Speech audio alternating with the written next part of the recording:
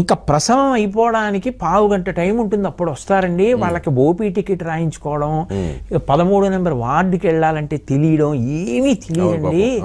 నేను వాళ్ళకి గబగబా ఓపీ టికెట్ రాయించి స్ట్రెచ్చర్ తీసుకొచ్చి ఎక్కించి ఆ వార్డుకి తీసుకెళ్ళి ఇది ఎమర్జెన్సీ అని డాక్టర్తో మాట్లాడి, ఎక్కడో మందుల షాప్ ఉంటుంది ఆ ఉచితంగా ఇచ్చేది, మందులు తెచ్చిపెట్టి ఈ ఉపకారం చేస్తూ ఉంటానండి.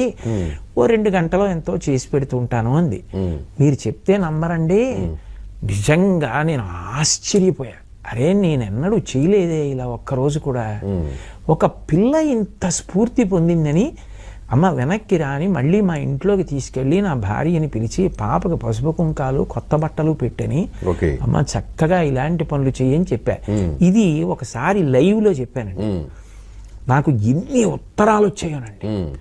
బీటెక్ చదువుకుంటున్న పిల్లలు, మెడిసిన్ చదువుకుంటున్న పిల్లలు, డిగ్రీలు చేస్తున్న వాళ్ళు, మేము కూడా దీన్ని